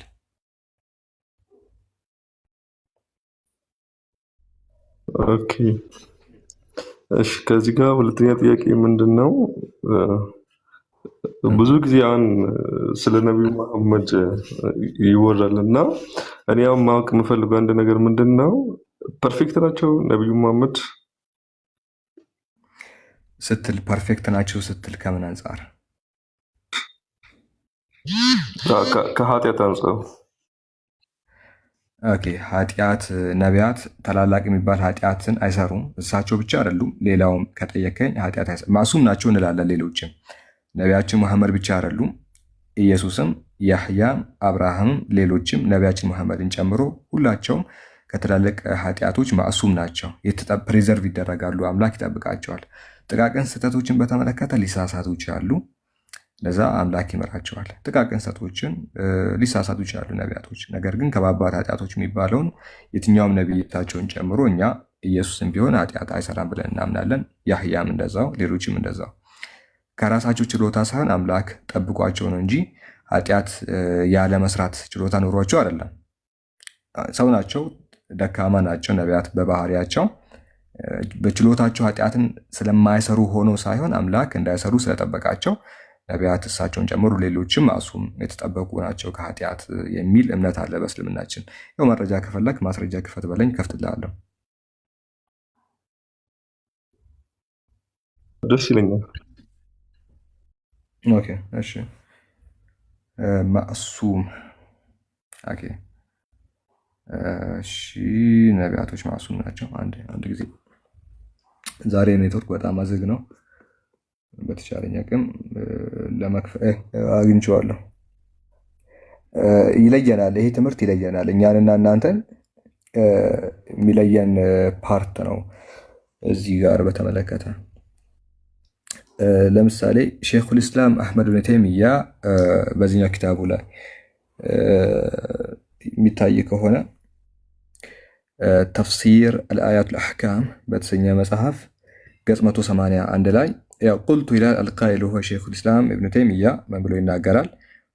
ወከሲሩን ሚን አህሊ ሱና፣ እዚህ ጋር ወከሲሩ ሚን አህሊ ሱና የቁሉን። አህሉ ሱና ሲባል የኛ የሙስሊሞች አቋም ማለት ነው። እዚህ ውስጥ ያሉ ወንድሞች ሚን አህሉ ሱና ከሰለፎችም ማለት ነው። ሚን አህሊ ሱና የቁሉን ኢነል አንቢያ ነቢያቶች ማዕሱሙነ ሚነል ኩፍሪ ቀብለ ኑቡዋ ከኩፍር ቀብለ ኑቡዋ ነቢይ ከመሆናቸው በፊትም የተጠበቁ ናቸው ይላል። ይሄ አቋም ደግሞ የትላልቅ ሊቃውንቶቻችን አቋም ነው። የነ ኢማም አልአንባሪ፣ የነ ዙጃጅ ወይም አጥያ ወይም ጀውዚ የሌሎችም ነው እና ቃል አልበጋዊ ወአህሉ ኡሱል አላ አነ አልአንቢያ ነቢያቶች ካኑ ሙእሚኖች ነበሩ ቀብለል ዋህይ አምላክ ወደ እነርሱ ግልጠትን ከማውረዱ በፊት እንኳን ወካነ ነቢዩ ስ ሰለም የአላህ መልእክተኛ ደግሞ ምን ነበረ? የአብዱላህ ቀብለል ዋህይ ኢቭን ዋህይ ከመምጣቱ በፊትም አላህን ያመልክ ነበረ። አላዲን ኢብራሂም ከአባ አብርሃም ዲን ላይ ሆነው ወለም ቱበይን ለሁ ሸራኢ ይሄ ሸራኢ ህጋት ወደሱ ከመውረዱ በፊት እንኳን ምን ነበር ይላል? ሙእሚን ነበረ፣ ከኃጢአቶች የተጠበቀ ነበር። ሰው ማዕሱሙን ናቸው ነው። ማዕሱም ሲባል ፕሪዘርቭድ የሆነ የተጠበቁ ናቸው። ስለዚህ ማዕሱም ናቸው፣ አምላክ ይጠብቃቸው ነበረ የሚል እምነት አለን። ለማንኛውም ይህን ይመስላል። አንድ ኪታብን መጨመር እችላለሁ። ሰሒህ ኢብኑ ሒባን የሐዲስ መጽሐፍ ነው። በዚህኛው ኪታብ ላይ ከተለያዩ ስለ ነቢያችን ሰለላሁ ዐለይሂ ወሰለም ይናገራል። ወለዚ ላ ረይበ ፊሂ አነሁ ካነ ማዕሱመን ቀብለ ልዋህይ ወባዕደሁ ወቀብለ ተሽሪዕ ካለ በኋላ ሚነዚና ቀጥዐን ከዝሙትም ከኽያናዎችም ወልከዚብ ከውሸትም የተጠበቀ ነበር። ወሱክር ከስካርም እንደዚህ አላስፈላጊ ነገር ከሚባለው ሁሉ የተጠበቀ ነበር ኢቭን ነቢይ ከመሆኑ በፊት ይላል። ይሄ አምላክ ስለጠበቃቸው እንደሆነ እናምናለን ነው። ስለዚህ ይሄ እምነታችን ነው። ኢየሱስም ነቢያችን ሙሐመድም ሌሎችም ከመሰል ኃጢአቶች ፕሪዘርቭድ ነበሩ የሚል እምነት አለ። እሺ ቀጥለውን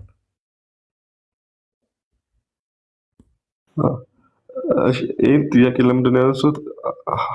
ለመደበቅ ስለ አሁን ይለየናል ብለን ነበር። አሁን ጥያቄውን ገፍቼ እንዳልጠይቅና አሁን ለምሳሌ በባይብል ላይ ትላልቅ የእግዚአብሔር ሰዎች ስህተታቸው እንዳለ እንትን የተገለጠ ነበር እና ለትምህርት ይጠቅም ነበር የነሱ ስህተትም በሙሉ ማለት ነው።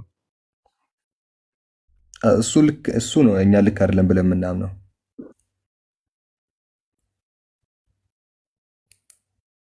ያ አምላክ እንደ ልብ ያለው ነቢይ ሚስቶች ያሉት ሌላ ሴትን ደፍረዋል። ይህ ትልቅ ስድብ ነው። በነገራችን ለነቢያቱ ትልቅ ስድብ ነው።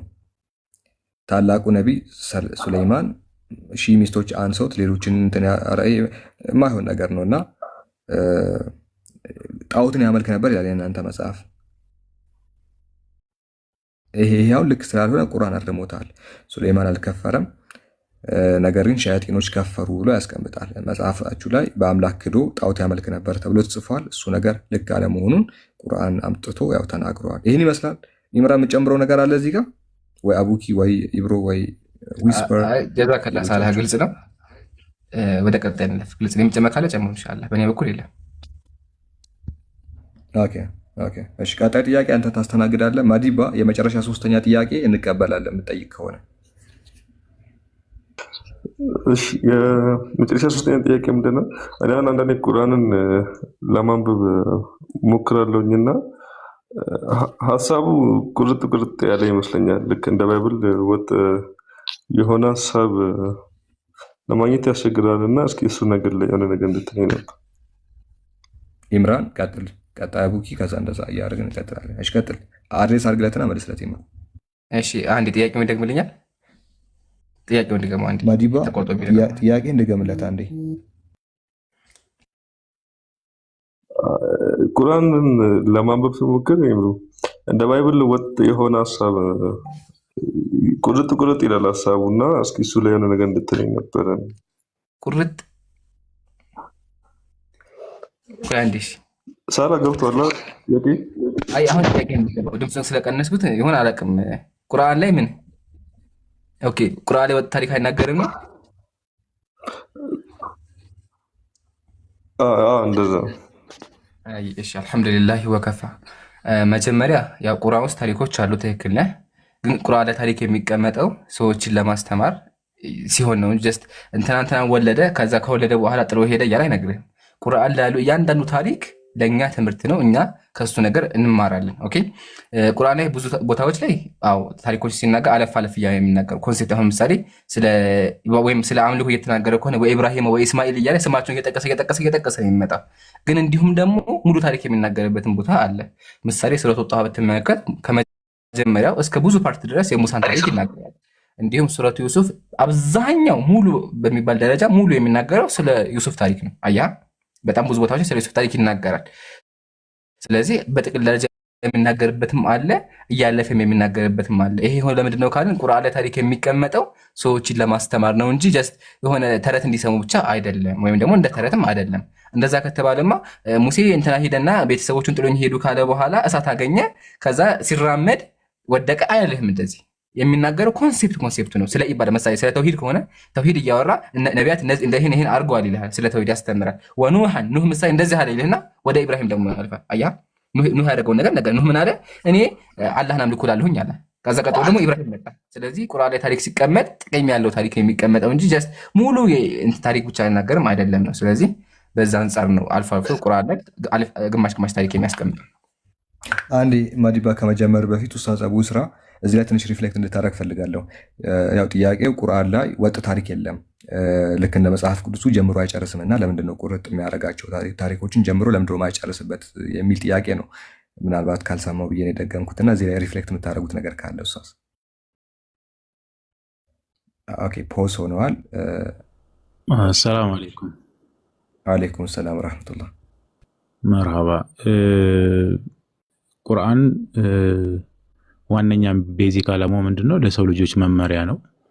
ሰው ልጆች ከምድር ላይ ከመጡ በኋላ በመጨረሻው ነብይ በነብያችን ሰለላሁ ዐለይሂ ወሰለም መመሪያነት በእሳቸው አማካኝነት ለሰው ልጆች የተላከ መመሪያ የሆነ መጽሐፍ ነው። ይሄ መጽሐፍ የታሪክ መጽሐፍ አይደለም። ስለዚህ ስለ ነብዩ መሐመድ ሰለላሁ ዐለይሂ ወሰለም ዘራቸው፣ ስለ ጓደኞቻቸው፣ ስለ አብረዋቸው ስለነበሩ ሰዎች ስም እየጠቀሰ ታሪካቸውን አያወራም። አንድ ሁለተኛ የቀደምት ታሪኮችን አንደኛ የመጨረሻ መጽሐፍ እስከመሆኑ ድረስ ፊዚካሊ የሁሉንም ታሪክ ልናገር ቢል መጽሐፉ ምናልባት ከመጽሐፍ ቅዱስ 3-4 እጥፍ የሚበልጥ መጽሐፍም ትልቅ መጽሐፍ ሊሆን ይችላል፣ በቴክስት ደረጃ ካየኑ ማለት ነው። ምክንያቱም ያ ሁሉ ነገር ይጻፍ ከተባለ ቮሊዩሙም ትልቅ ስለሚሆን ማለት ነው። ስለዚህ ሎጂካሊም አይደለም ያን ሁሉ ታሪክ እንዳለ ደግሞ እዚህ ጋር ሊጽፉ አይችልም። አንድ እሱ ነው። ታዲያ ሲጠቅሰው እንዴት ነው? ብዙ ቦታ ላይ ምናልባት እሱ ክርስቲያን ስለሆነ ላያውቃቸው ይችላል፣ ሙስሊሞች ትረዱታላችሁ። ለነቢዩ ሰለላሁ ዐለይሂ ወሰለም ታሪኮችን እንኳ ሲነግራቸው በጊዜው አልነበርክም፣ በቦታው አልነበርክም እያለ ይነግራቸዋል። ያ ማለት ምንድን ነው?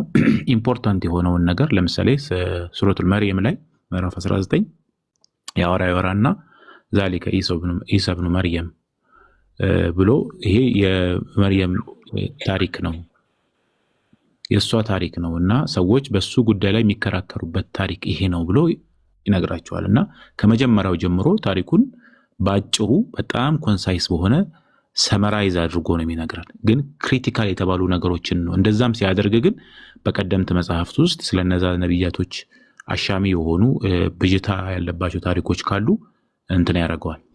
ሌላ ምናልባት ወጥነት ያለው ፓርት ላይ ምንድን ነው ታሪኩ ቁርአን አንድ ለየት የሚያደርገውም ነገር ይሄ ነው። ቦሪንግ አይሆንም። አንድ ታሪክ ለምሳሌ አሁን እንግዲህ ምናልባት ብዙን ጊዜ እኛ አረብኛው ነው አትረዱትም ስንላቸው ሰዎች ምን ቀልድ ነው የሚመስላቸው፣ ግን ምናልባት አረብኛ የሚያውቅ ሰው ብቻ ነው ሊረዳው የሚችለው። ያ ማለት ምንድን ነው? ሰብጀክት የሚያናግርህ አካል ሰብጀክቱ እየተቀየረ ሲመጣ አይምሮህ ቦሪንግ አይሆንም። ለምሳሌ ምንድን ነው ልክ ለምሳሌ ልጆች እንዴት ነው ስለሆነ ተረት እያወራህላቸው ምናምን እንቅልፍ ይወስዳቸዋል አይደል? ቤት ላይ ማለት ነውና እንደዚህ ሆኖ በዚህ ወጥቶ ምናምን እያልክ የምትሄድ ከሆነ ማለት ነውና ቁርአን ላይ ግን መሀል ላይ ምን ያደርጋል? ለምሳሌ የሆነ ነገር የሆነ ሐሳብ ያመጣል። ክሪቲካል የሆነ ነገር ስለ አምላክ አንድነት መናገር ከፈለገ መሀል ላይ ታሪኩን ያቋርጠውና ይሰነቅርብሃል። ሐሳቡን እዛ ጋር አድሬስ ማድረግ የፈለገውን ነገር ይነግርሃል። ታሪኩም ውስጥ ምን ታገኝበታለህ? ተውሂድ ታገኝበታለህ። መሰረታዊ የምትላቸውን አስተሳሰቦች መሀል ላይ ያመጣሉ። ይሄንን የምትረዳው የተፍሲር ወይም ደግሞ የቁርአን መተርጉማኖችን በማየትና በመረዳት እንዴት ፍሎ እንዳለው ራሱ ሐሳቡን በደንብ መረዳት ይችላል። ግን ለነን ሙስሊም ኢቭን ለሙስሊሞችም ራሱ ለማያውቅ ሰው ሲያየው እዚህ ጋር የሆነ ሐሳብ ጀምሮ እዚህ ጋር አቋርጦ ደግሞ ሌላ ቦታ ሄደ ሊል ይችላል። ነገር ግን ሙሉ የተፍሲር ቂራቶችን የሚያውቅ ሰው ግን ከሆነ እንዴት ያያንዳንዱ ምዕራፍ ኮኔክት እንደተደራረጉ እንዴት አንዱ ከአንዱ ምዕራፍ ወደ አንዱ ሐሳብ እንዴት እንደተገናኘ አሊሞቻችን ወይም ደግሞ የኛን ምሁራኖች በደንብ አድርገው ኤክስፕሌን ያደርጋሉ። ለማያውቀው ሰው ግን ይመስላል። ፋክቱን መደባበቅ ስለሌለብን ማለት ነው። ለምን እነሱ ጋር የተለመደው ታሪክ እንደዛ አይደለም። በቃ የሆነ ታሪክ ይጀምራል፣ ሙሉ ይጨርሳል። ቀድም ኢምራን ጠቅሶታልና አንዳንድ ሱራዎች ላይ ስፔሲፊካሊ ሙሉ ታሪካቸውን የሚናገርበት ቦታ አለ። አንዳንድ ቦታ ደግሞ የሆነ ፓርታቸውን ኢምፖርታንት እዛ ቦታ ላይ ለምሳሌ ስለ ዩሱፍ ታሪክ አንድ ቦታ ብቻ አታገኝም። የሆነ ሌላ አንቀጽ ላይም ታገኘዋለህ። ያ ቦታ ላይ ግን የገባው ለምንድን ነው? ለምን አንድ ላይ ተሰብስበው አልመጣም አንልም። አምላክ ያንን አንቀጽ እዛኛው ቦታ ላይ ያስገባበት የራሱ የሆነ ፖይንት አለው ለማለት ነው። እና ይሄ የቁርአን ለየት የሚያደርገው ባህሪው ነው ለማለት ፈልጌ ነው። ጀዛከላሁ ኸይር ኡስታዝ አቡ ይስራ፣ አሪፍ ፐርፌክት የሆነ ማብራሪያ ነው። ኢምራን አንተም እንደዛው። እሺ ማዲባ ተመልሶልሃል? አሁን ኡስታዞች ያሉት ተመልሶልሃል? አሪፍ መልስ ነው አቡ ይስራ በተለይ መለሰልኝ። ቴንክ ዩ በጣም አይ። እሺ የመጨረሻ ጥያቄ አለ ነው ወይስ ወደ ቀጣይ ክርስቲያን? አይ ሳሙሳ